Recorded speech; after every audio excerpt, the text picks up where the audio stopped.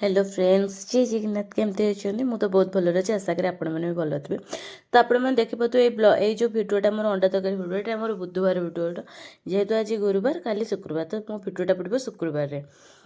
आज पकड़ मन नहीं हो। तो यहाँ मुझे रात मैंने बुधवार रात मांडिया करके शोई पड़ी मैंने करके रखी मैंने गुरुवार आज सका खावाई तो मु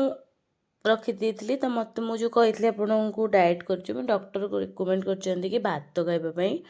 आउ टे शाग खावाई आ पौड़ पीवाई तो मुझे देखूँ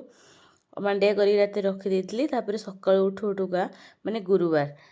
पलैली टे मार्केट जाकि सकाल सकाल गोटे पौड़ पी देती फ्रेश फ्रेश आइला बेलू दी प्रकार शाग टी पनीपरिया टी नहीं आसती फ्रेश दी प्रकार शाग मैंने मुझे कोशला शाग आनी आउ जो पालंग शाग आनी मैंने कोशला शाग भाजवाई पालंग शाग सब परियापत्र पकईकी तरकारी करके गरम भात खावाई तो मुझे आपको कही जो झड़ापी मत मु भी चेष्टा करी कि भात कहले कि जो भात न खाइब तुम गोड़ उपर फास्ट इफेक्ट पड़ो माने गोड़े आमर हाड़टा थाए ना तो से मत डॉक्टर कहले कि तुम भात खाओ खरा गोटे थर आउ 4-5टा बेलू भोक लगे गोटे थर आ राति की जो भात खाओ स्किप करदेव ता बदल रुटी खाओ ना हल्का खाद ओट्स फोट्स जहाँ भी खाओ खाओ राति खावाटा पूरा स्किप करदेव। तो मुझे कली सका उठिकी मोर मु भात रांधि भजी भजी करदे खाई मांडिया खाई सारापर खाईदे पखाड़ देला जेहेतु खाई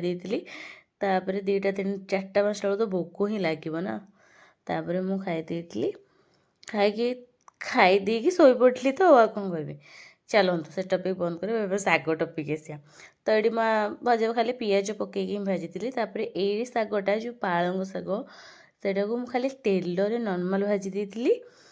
आउ प्रेशर कुकर रे मु डाली आउ अल्प माने कखारू एमती बैगण आलू सारू एमती टिके पकईकी सिझे देती सिझेला यहीटा मु आग भाजी देती खाली तेल किसी भी पकई नी से सिझी पड़ा काढ़ीदेला ये रसुण तेल रसुण माने फुटण तेल फुटण रसुण पिज शुखला लंका पकई भलसे ग्राइंडिंग कर माने भलसे भाजी देती जो मुझे सिझे आणिकी फास्ट पकईदेली मुझे शागटा पकईदेवी पकई सारापर टोटाल करदे सी गोटे तरकारी गला पेट को तो शाग भी जीव पनीपरिया भी सब जीवार अच्छी तो एत कथा कौन मिल आमती डाएट करी करुँची तापर कही सारापर देखो ये मोर होगला 5-10 मिनट टे फुटे रखिदे फुटे को छाड़देवे फुटे गोटे छाड़देवे आपण मैंने तो मतलब भल पाइबा दौना से भिडियो करूनी देखा आपण मैंने केबे मते दौरान भल पाइबा तो धन्यवाद मो से जो भाइराल जो बहुत भिडियो भी मोर 1K 2K गल जाइए बट आहरी भल पाइबा दिंतु मुझे आग्रह भिडियो करने मोर ये जेहेतु बैगण अधा काटी तरकारी आउ अधा बंची जाइए तो मुझे कहली कि दही भी अच्छी खटा हो जाऊँगी दही बैगण करदेवाई तापर ये करके घरे बहुत कम पड़ा छिंचर जणु को भिडियो करके रोषे कला बहुत हैरान हो जाऊँगी कम सारी खाई पीकी रही जय जगन्नाथ।